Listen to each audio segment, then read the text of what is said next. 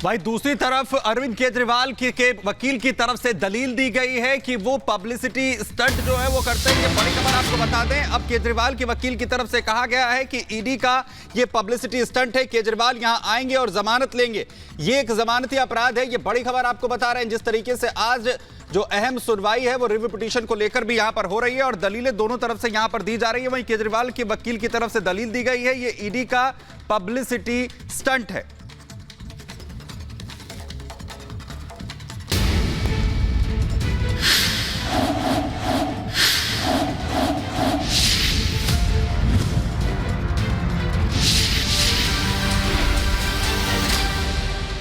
और बिहार की सियासत से जुड़ी बड़ी खबर है। बड़ी खबर यह है कि एनडीए के साथ रहेंगे पशुपति पारस, इस बात की जानकारी मिल रही है। इससे पहले वो नाराज चल रहे थे सीट बंटवारे को लेकर, थोड़ी सी नाराजगी जरूर थी, लेकिन अब यह खबर आ रही है, सूत्र बता रहे हैं कि एनडीए के साथ पशुपति रहने वाले हैं। उन्होंने कहा कि पीएम मोदी का जो फैसला है वो सर्वोपरि है और एनडीए के साथ वो रहेंगे। सूत्र हमारे बता रहे हैं, उन्होंने साफ साफ कहा है कि पीएम मोदी जो तय करेंगे, आलाकमान जो तय करेगा उसे वो मानेंगे। हालांकि इससे पहले उनकी नाराजगी की खबरें आ रही थी सीट बंटवारे को लेकर, लेकिन अब धीरे धीरे तस्वीर साफ हो रही है कि एनडीए के साथ पशुपति पारस रहने वाले हैं। हमारे सूत्र ये बता रहे हैं और बीजेपी ने जो फॉर्मूला तय किया है बिहार के लिए उस पर सहमति है।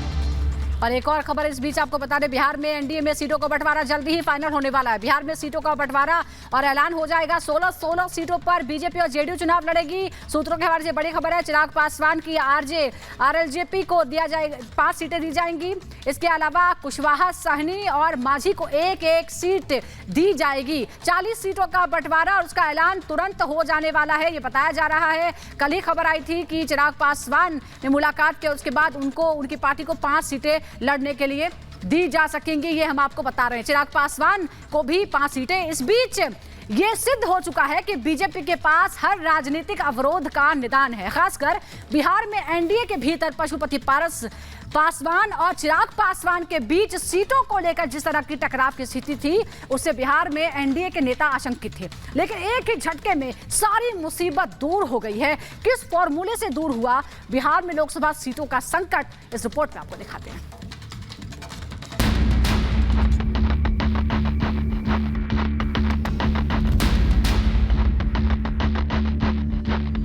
लोकसभा चुनाव को लेकर बिहार में एनडीए के बीच सीटों के बंटवारे का फॉर्मूला लगभग तय हो चुका है। खासकर चाचा पशुपति पारस और भतीजे चिराग पासवान के बीच सीटों को लेकर जो महाभारत छिड़ने की आशंका थी, आखिरकार उस पर विराम लगता दिख रहा है। और सबसे बड़ी बात यह है कि अब सभी पक्ष संतुष्ट भी नजर आ रहे हैं, जिस पर मुहर खुद प्रिंस राज पासवान ने लगाई है। समस्तीपुर लोकसभा सीट से सांसद प्रिंस राज पासवान ने सोशल मीडिया एक्स पर पोस्ट करते हुए लिखा, हमारी पार्टी रालोजपा एनडीए का अभिन्न अंग है।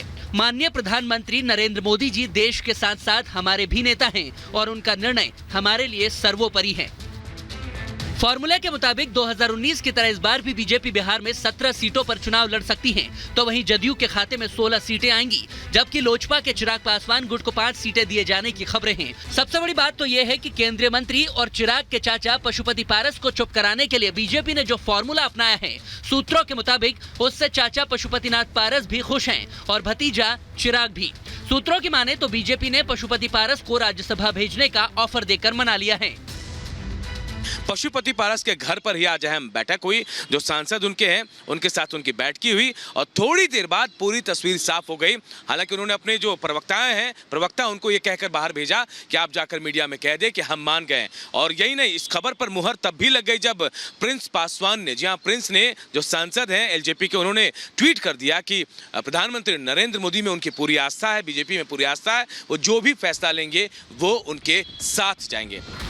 चाचा और भतीजा दोनों को खुश करने के साथ साथ किसी भी तरह के नुकसान से बचने के लिए बीजेपी ने जिस तरह की बाजी बिहार में खेली है, उसमें आगे क्या पेच आ सकता है ये तो फिलहाल कहा नहीं जा सकता, क्योंकि इस मुद्दे पर अभी फिलहाल कोई कुछ बोलने को तैयार नहीं है।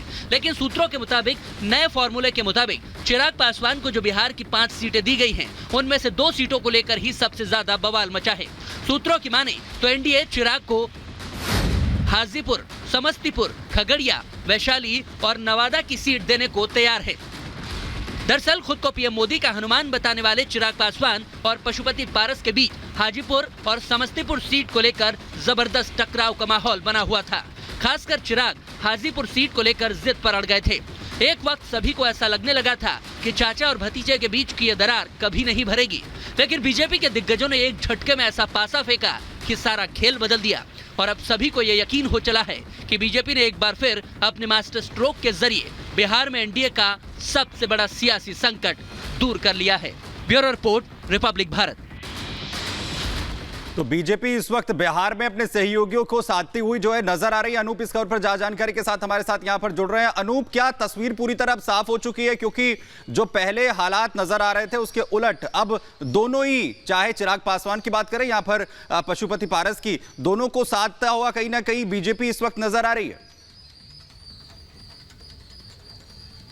बिल्कुल सुमित, तस्वीरें कल तक कुछ और थी लेकिन आज तस्वीर बिल्कुल बदल गई। और देखिए, बिहार में अगर गठबंधन की बात करें, सीटों के बंटवारे की बात करें तो सबसे ज्यादा पेच जो है चिराग पासवान और पशुपति पारस के बीच था। लेकिन कल तक जहां पशुपति पारस नाराज बताए जा रहे थे और कह रहे थे कि विकल्प उनके लिए खुले हैं, आज अचानक से उनका बयान सामने आता है। कहते हैं कि प्रधानमंत्री मोदी पर उनकी पूरी आस्था है, बीजेपी जो कहेगी वो मानने के लिए तैयार है। यानी कहीं ना कहीं उनसे साठगांठ हो गई, बातचीत हो गई, डील फाइनल हो गई। इस बात के पुख्ता जानकारी अभी मिल रही है। लेकिन यह भी कहा जा रहा है कि दूसरी तरफ हो सकता है, थोड़ा इंतजार कर रहे हैं क्योंकि अभी तक आधिकारिक तौर पर सीटों की घोषणा नहीं हुई है। जो भी है वो सूत्र हैं। लेकिन फिलहाल जो बयान पशुपति पारस की तरफ से आ रहे हैं वो बीजेपी के लिए कहीं ना कहीं संतोष की बात होगी कि हां, बिहार का जो सबसे बड़ा मुद्दा था सीट बंटवारे को लेकर, उसे सुलझा लिया गया है। लेकिन अनूप, ऑफर क्या है, क्या मिलेगा? क्योंकि अगर चिराग पासवान की ही पार्टी को 5 सीटें मिलेंगी तो उसके बाद ज्यादा विकल्प बचता नहीं है, तो फिर पशुपति पारस और उनकी पार्टी को क्या मिलेगा?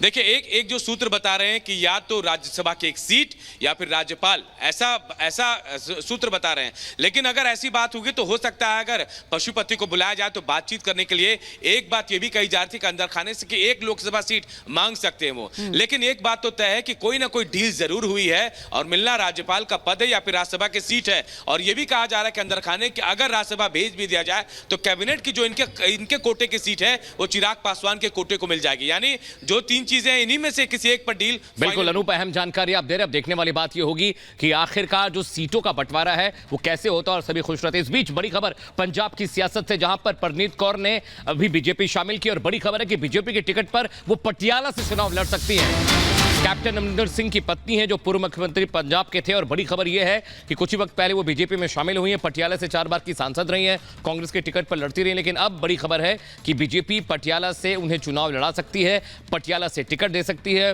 पूर्व मुख्यमंत्री कैप्टन अमरिंदर सिंह की पत्नी है और कुछ वक्त पहले उन्होंने बीजेपी में औपचारिक रूप से शामिल हुई हैं। पार्टी में शामिल हो रही हूँ, खुशी है मुझे क्योंकि पिछले 25 सालों से मैं लोकतंत्र में, लोकसभा में और विधानसभा में मैंने काम किया है अपने क्षेत्र के लिए, पंजाब के लिए, देश के लिए।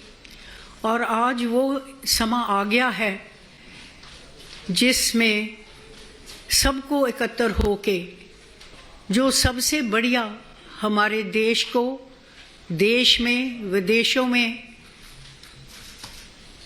ऊंचा कर सके, तरक्की हो सके, जो हमारे बच्चों का जो कल है उसको बेहतर बना सके। मुझे पूरा विश्वास है कि वो ही है एक शख्स जिनकी नेतृत्व में और भारतीय जनता पार्टी की नेतृत्व में हम अपने बच्चों और अपने देश को सुरक्षित रख सकें और उनको आगे ले जा सकें।